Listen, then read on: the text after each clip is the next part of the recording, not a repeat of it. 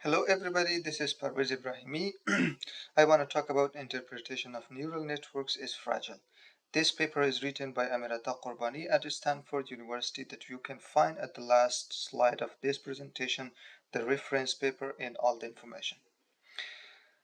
Suppose there is a black box model and we give a picture to decide to give the model and model should decide or predict that what is this picture. For example, this black box model easily predicts that this is a llama. But the question is why? Which features this picture had that the black box decide that this is a llama? This brings us to the interpretation methods, which we have two types or two methods. One is feature importance, the next one is sample importance. In the first one, we have sample gradient, dip left, and integrated gradients. The next one, we have influence functions.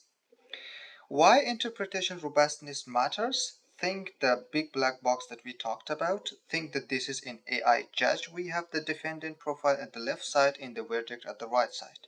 The defendant profile are made of race, crime, background, job, sex. Based on the profile, the judge decides that this person is guilty or not. Suppose the judge, actually the AI judge, the big black box model decides that this person is guilty based on the background and the crime. And we have to ask the big black box that based on what criteria this decided that this person is guilty. So the reason the answer should be the crime in the background, which is understandable and acceptable for the human beings. Suppose this big black box model changes the decision and thinks that this person is not guilty. Actually, this time this big black box decides by the race, the job, and the sex. So in this situation, which is not actually acceptable for the human beings, we cannot understand why, based on the sex, job, or the race, this person is decided as a not guilty person, which creates problems. So this kind of interpretation can be a problem for the future. So to tackle this uh, situation, we have to find a solution. We have to find a way to attack these interpretations, because all the interpretation robustness matters. Just it is a matter of a trust. We have to trust the model that this model will predict the correct one. So how to attack this interpretation? We go back to the adversarial label attack, which is done by maximizing differences between ground truth and the prediction. I mean ground truth, by ground truth I mean the original uh, feature or something. So this will be done by the maximizing classification loss. So if this is the solution, why we should not apply it in all situations? So in this situation, we maximize the measure of difference between the original interpretation and the perturbed interpretation that we will come to this later. So how to attack this? We have original interpretation. Xt is here the input, N is the model, and I is the interpretation.